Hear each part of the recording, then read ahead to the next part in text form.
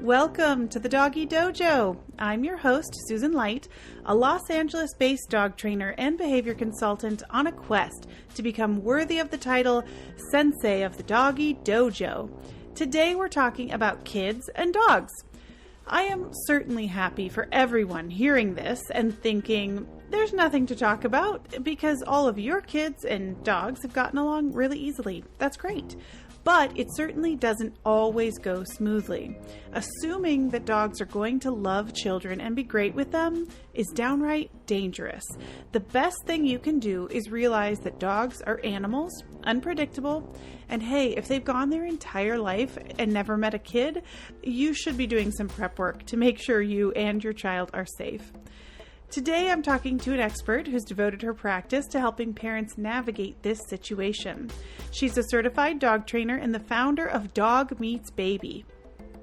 She lives in beautiful San Francisco with her 6-year-old twins and a yellow Labrador Retriever named Lola. She graduated with honors from the prestigious Academy for Dog Trainers, which has been called the Harvard of dog training. Lola's predatory reaction to her newborn twins was one of the main reasons she started Dog Meets Baby. She is passionate about helping parents of young children and dogs like herself want real tips and solutions to help keep everyone safe. She wants parents to have an action plan when they bring their baby home and know what to do when their baby becomes mobile. Please welcome Dominika Knossalla-Pado. Welcome to the podcast. Thank you so much for having me. I'm really excited to be here. I'm super excited to talk about this. I think it's really important, and I think that people probably aren't aware that it can be such an issue having dogs and kids coexisting. So I think maybe people don't put a lot of thought into it unless there's a problem. So I'm here to tell people that there are trainers who specialize entirely in helping kids and dogs safely coexist. Tell us why this became your specialty.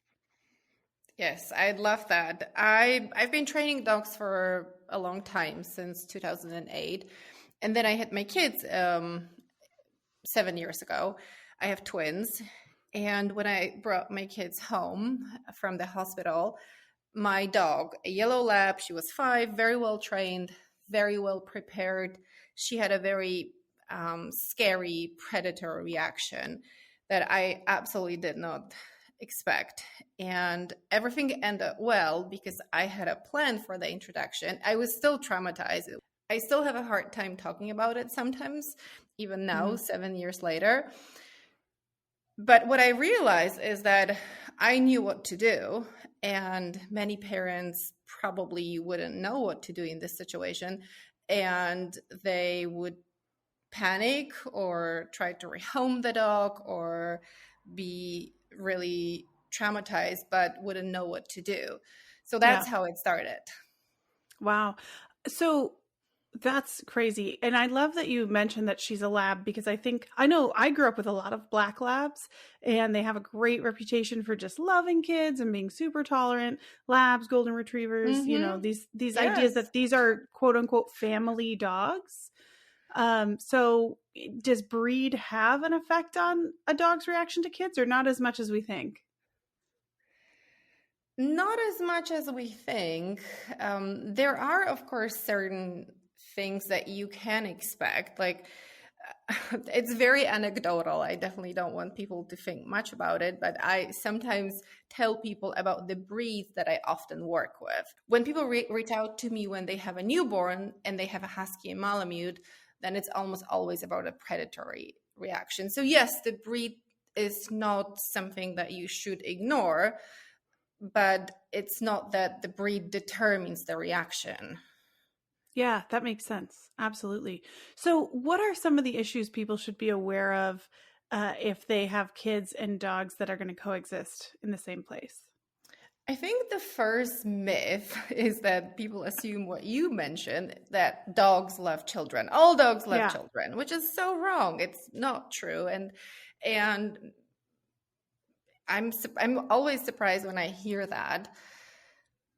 And I think it's kind of normal that many dogs are unsure about them. Even if you prepare your dog well and you practice with a doll and you play sounds and you have your dog around children, very few people can have a dog around a newborn before they have an actual newborn. So it's very normal that when you bring that little baby to your house, your dog is going to be surprised or scared or unsure or confused, even if the dog is prepared. Of course, the more the dog is prepared and trained, the faster they will acclimate.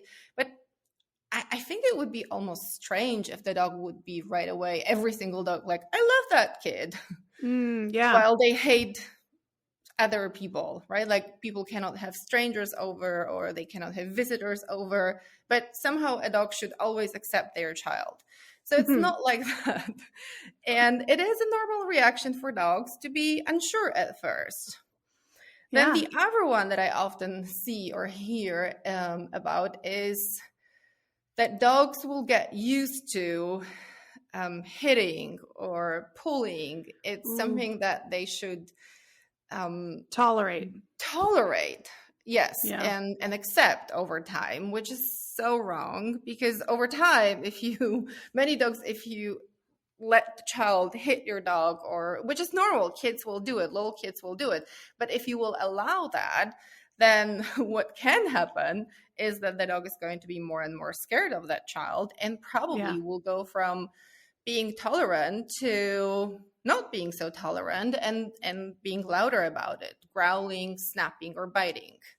Yeah, which is also normal behavior for their species in those situations. I think what 100%. I'm hearing is what's normal for babies and kids and what's normal for dogs doesn't necessarily fit well together, which might be a problem. Yes. I mean, my kids are now 7, and we have a 1-year-old dog and a 12-year-old, and it's very different. It's actually great, and it's fun. And I think that my dog benefits a lot, the puppy, from having children, 7-year-old kids. I think it's actually amazing, because they still have a lot of energy. They can follow rules. They understand what's safe, what's unsafe. And there's no way I can run that much. Like, we went for a walk tonight, and my kids were just running all the time and calling her, and she just had so much fun with them. Yeah. So do you think it's easier to have kids that are a little bit older and then get a puppy than it is to have a baby when you already have a dog? If you were planning it and could make the choice. Many people reach out and ask me what they should do, or is there a best age, or child's age, or dog's age to get a dog, to have a baby. I think you can make everything work if you have the resources, if you are realistic about this, if you can outsource some things. When you have a newborn and you get a puppy, it's going to be really tough, and that's what most people admit. And some regret that decision. Some say it's much better now, but the first year was really rough. But if that's your dream, if you always wanted to have a baby and a puppy, and it's really important to you, well, I think it's okay to do it, but just know it's going to be very hard, and plan for it. Yeah. It is definitely much easier to have older kids. And I can say, because we had a dog, and I had twins, so that was more work. And my dog was 5, and she still had a lot of energy at that time. But I had a dog walker, a group dog walker. I lived in San Francisco at that time, and she was going to the beach every day, and she still had a great life. And we were trying to take her on walks with us as well. Of course, it was different, but we still tried to include her a little bit. And then if we couldn't, or we knew we could not offer her as much as we did before, that's why she had a full-time dog walker. Mm-hmm. But once my kids turned 2.5 and we moved to a house, which was, of course, an important part here, an important piece, I started having dogs at my house for board and train. I was very selective. It's not that I was taking any dog. Those dogs were my clients' dogs. Those were the dogs that I knew really well, and they were not protective of anything. And they were mostly coming for basic obedience. And it was a great experience to see how my kids were around them. And at first, it was a lot of work. I'm not going to lie. It was actually not that much fun. Yes, we have some. Luckily, my daughter was always really into training. So I have those really cute videos of a toddler training dogs. And she was really good at this, and she was interested in doing this. My son, not so much. But it was a lot of management. And it's not that I could have them all run together. No, I had gates, many gates, a good system, who can be confined, who can be loose. But once my kids turned 4, it really became fun because they were able to follow the rules. They were higher, which is really important. Their face was higher than the dog's head. They were more that's stable. Such an interesting point. Yes, they were more stable on their feet, so I was not worried that a dog will knock them over. They were able to play fetch with the dog. They could understand that we don't take things out of the dog's mouth. The dogs, I could tell them how to practice training with the dogs, or we could do it together, and then the dogs were listening to them. So it was just, it was actually fun. It started becoming more and more fun. I still was not quite ready to have my own dog because it's a little bit different when you have clients' dogs and they go home. Yeah.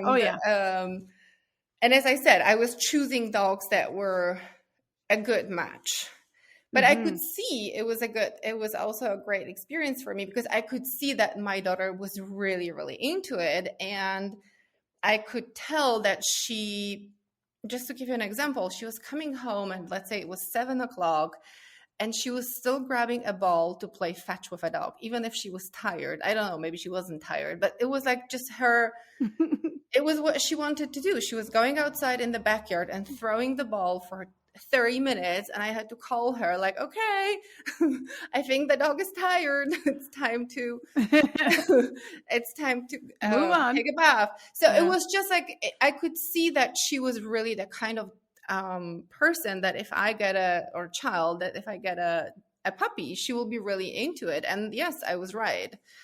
So when we got a puppy, they were 6.5. And I have to tell you, it's been so easy because of how involved she is, how much they exercise the dog. Of course, I was in charge of potty training and crate training, and I'm the chief of training, but the rest, I really don't have to do anything. Like she can feed the dog. I'm not worried about this. That the dog, our dog is not protective of food, but I also made sure that we don't trigger that. Yeah. Yeah. So it sounds like there are definitely things we want to teach our kids about dogs to keep them safe. And there are things we want to teach our dogs about kids to keep them safe. And I want to come back and touch on both of those. But you mentioned management, which I really want to make sure we mention. So management, so important to keep everybody safe. So while we're going to be teaching our kids and dogs these things, I love that you mentioned like they're not just running around loose in the house, everybody together. So what specific management rules do you tend to put in place to keep everybody safe? I love gates. Gates are I love gates. I love gates. I have many gates. I always look for the perfect gate. I think that should be on the baby registry. Yes. Yeah. Yes. Why not? Yes. That's for sure. where it should be. Because the sooner you introduce the gate to your dog, the better later. Some dogs really struggle with it, but if you start without the baby, it's going to be easier than if you put it up once the dog really wants to be with you and really doesn't like the baby. Yeah. So I like the long gates. I have to say that they're very practical and you can use them. You can use a long gate as a playpen. You can use a long gate as an exercise pen. You can use it to put across the room. And this way your dog can be on their favorite couch while you play with the child on the other side, and your dog doesn't feel like they are now kicked out of the the living room. Whatever your household looks like, Dominika has resources for you. Some of them are free, like her website, dogmeetsbaby.expert, and her Instagram account, at dogmeets_baby. She also has courses that can get you everything you need. I've put links for you in the show notes. The way I used it is that as my kids got older, they were having many projects everywhere. So my dog really liked them when they were, by like them, I mean that my dog was seeking their company. She felt very safe around them and she really wanted to be very close to them, but she's a 60-pound dog. And if she is near them and they have a Lego structure, that means that she might destroy it, whether, with her paw or her tail or the way she moves. So they didn't want her to be there. So what I was doing, I was putting the gate around their Lego structures, or I was creating some sort of an office. We were calling it an office, and they were inside that long gate while the dogs were on the outside. So and many kids, as they get older, and even some younger kids, they don't really want the dog to be following them and licking them and jumping on them or just staying too close. And what happens is a lot of times the kids are asking for that and the parents ignore it. And then at some point, the child may get, I don't want to say violent, but they will push the dog away because they've been asking for that space. With tethers, I would be cautious with children. I do recommend them if the dog is used to it when the kids are not mobile. But once the child is mobile, it's actually a risk because the dog is stuck there. And many dogs might have a reaction because they cannot fight, so they choose to fight. So I do not recommend tethering dogs around young children because that can trigger a reaction. Great point. Yep, that makes perfect sense. But what do we want to start teaching our kids as soon as we can about how to interact with these dogs? I always tell parents that they really need to start with themselves. And I always admit that was really difficult for me and my husband. And it took us a few months to really remember that. And we were reminding ourselves, you're hugging Lola in front of them again. You're kissing her. You just approached her while she was sleeping on her dog bed. It takes time. It's not something that will happen overnight, but it's really important that in front of the children, we are on our best behavior and we really show them what we really want them to do. Such a good point. Wow, being a parent's hard. It is hard. It's very rewarding, but it is definitely very hard. Yes. Yeah. So the modeling is very important. And instead of kissing the dog, and I always tell the parents that they can kiss the dog and hug the dog when the kid is asleep. So it doesn't mean that they cannot do all those things, but just not to do them in front of the child. But we can teach them that waving is okay, or blowing kisses is okay, or air hugging is okay. There are many ways how we can interact without being very physical. And I think that's what I really want parents to understand, or caregivers, that it's being physical with the dog in front of the child. That's what's causing many, many problems. Yeah. Absolutely. And people think that they do it and it's fine and the dog tolerates it, but your kid doing it's totally different. Young kids don't have a lot of control over their motor skills. So they're patting the dog. They think they're patting the dog, but they're smacking the dog. And their babies are so grabby. They want to just grab everything. Anybody that's ever had their hair grabbed by a baby, you don't want to put your dog in that position. Yeah, and it really doesn't take many repetitions for a dog to be scared of a child. For some dogs, the single event learning, it can just be one scary situation. Absolutely. And the dog is terrified of the child, terrified of children. Yeah. So we're modeling, not approaching a sleeping dog, not kissing or hugging the dog. I'm assuming not approaching a dog while they're eating or they have a chew or a toy is something we want to teach them? Well, when it comes to food, I really think that should be always planned. I don't recommend that the food is just around in the living room or in the kitchen and the child and the dog have access to it.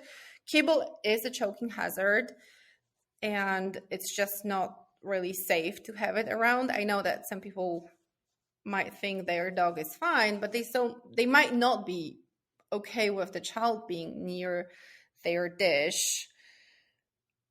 So it's best to have it somewhere else, or have it feed the dog outside, or have a dog zone where you feed your dog. It's important to know that we have to do things like we have to leash up the dog, we have to feed the dog that the child will see. So it's not that we should avoid the dog while the child is around us. I really don't want people to be freaked out by this. Yes, it's even interacting with the dog, like petting the dog is okay. And it's just making sure that we don't excessively touch the dog, pet the dog, hug the dog, kiss the dog, or certain things that we don't do at all, like kissing or hugging in front of the child. But kids can understand that I leash up the dog and you can bring me the leash. Do you want to help mommy? Do you want to get Lola's leash? Mommy will leash up Lola, right? So it's just like really important that we teach them, you do this, I do this. Yeah. And then what kinds of things can we focus on? Top 3 skills that will help a dog cope with having kids. Okay. And I like how you approach it, top 3, because what I tell parents is I want you to really choose 3 cues, right? Let's say leave it, go to bed, stay. Yeah. Right? That's what you really need. I don't want the parent to tell me, yes, my dog knows 15 behaviors. Well, sort of, right? Like he doesn't always come.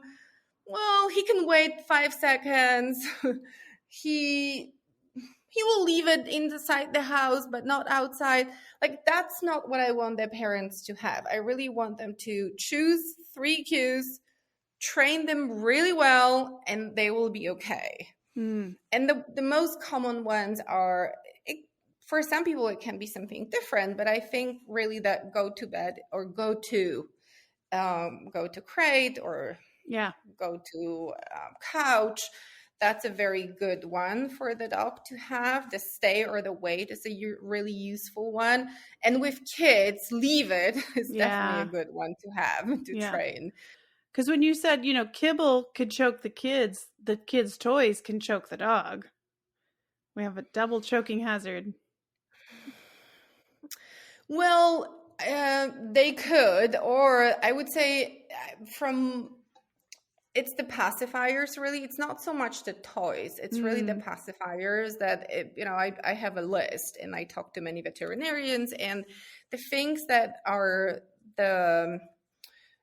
there are certain things that are, of course, toxic, like grapes or raisins, but the things that they see most often, it's the pacifiers that can get stuck. But there is also a lot of with the pumping equipment that this is what the dogs like, anything with milk. And another one, they can eat baby socks too. There is a lot that dogs can go for. The toys, it's more that they want to play with them and they can destroy them, or it will be slobber all over them. But it's not so much that they can choke on them. They can, of course. Some dogs may decide that they will eat something and then it's a problem. But it's the corn cob. It's probably the number one that people mention for obstruction. I think that's the obstruction, and that's because the kids, that one is a tough one, because with kids, the kids might place it somewhere and then the dog will eat it. So this and the pacifiers, I think, are the 2 ones that people often mention. Yeah. So trying to keep everybody safe in the house is a tough job. It's a lot to have. It feels like this American dream, this 2.5 kids and a dog, but boy, it sounds like a lot of work for mom and dad. It is a lot of work. It is a lot of work. That's why I love the gates. I really think that I don't know how people do it without gates. This is how I Shouldn't. feel. Like I I agree really with don't. you. I really don't. I'm like, but how? Like why? Like it's already hard, right? Like I Yeah. need. The gate is also for my mental health. It's not just for the Yeah. kid and for the dog to stay safe. I don't want to be vigilant 24/7 You can't. and keep an eye on both, right? You can't. Like who's going to approach whom and Yeah. who's going to hit whom. And this is just you're exhausted as a parent of young kids, and that's what many people share. I have a big social media account, and many parents share it. And I have a post that says, "You're not cruel for having a gate," because that's what many parents hear from relatives or from friends. There is still, in some places, I guess it's not that many, luckily, there is this myth that they should be together all the time. Yeah. all the time, and it's good for them. Well, it's definitely not good for the parent, because it's just easier if you have some time when it's just a child, or it's just a dog. Absolutely. Well, I know you have so many more tips and so much more information. We're out of time, but I do want to give you a chance to tell people about the resources that you have for them. Mm-hmm. So, if you're struggling with your kids and your dogs, or if you have a kid and you want to get a dog, or you have a dog and you want to have kids, you've got the resources. What ways do you have that people can learn from you? Mm-hmm. I think the best one, if people are expecting or they will be adopting, especially an infant or a newborn, is the preparation checklist. It's a list that covers all the things that it's good to focus on. And I always tell parents that there will be things that you will be able to check off right away. And then there will be some things where you may need to spend more time training or preparing, and some things that you probably never thought about. So this is where you can start. If you have, and then I have courses. One is a preparation course that focuses on preparation and training, and the other is the first meeting course, and that one is all about the introduction. It's a short course. I have more freebies. Another one is for parents of toddlers. It's a toddlers and dogs guide. And I focus a lot on petting in that guide, because I know that many parents really have many questions about this, how to do it, when to do it, what's right, what's wrong. So yes, it's covered there. And now I have a new course. It's a toddler course, but soon we are going to have, it's a really big course that covers everything from pre-mobile baby, so how to prepare your dog for a mobile baby, to preschooler. So we decided that we're going to have 3 smaller courses. So if someone doesn't want to get this big course, then they can just focus on the pre-mobile phase or mobile phase. And another one, which is something that I love to do, is the body language. And body language is really for everyone. I totally whether you agree. have kids or not. Yep. But I only analyze videos of children and dogs. And these are small kids. I focus a lot. So many people can relate to this, because they can see a 1-year-old or 18-month-old or a 7-month-old interacting with a dog the way their child probably would interact. And I talk about the body language. So those videos are with my analysis. And I also tell them what I would do in this situation. So it's not just watch it and learn, but also this is how I would approach the situation if this was my child. Yeah. Or my dog. Yeah. Awesome. Well, that's a lot of great resources for people. And I will be linking links to everything in the show notes. So if people want to find you, it'll be easy. And thank you so much for coming on and talking to us today. Thank you so much for having me. Thank you for stopping by the dojo this week. This is your aspiring sensei, Susan Light, signing off. You can find me at doggydojopodcast.com, or I'm Susan Light LA on Instagram, Pinterest, and Facebook. The music was written by MacLight. You can find him at maclightsongwriter.com. If you like the show, you can support it by subscribing, sharing it with your friends, rating it, and reviewing it on Apple Podcasts. Just a reminder, this podcast is intended for educational purposes only and does not constitute advice or professional services by either the host or any of the guests. I'll be back in 2 weeks with another new episode of the Doggy Dojo.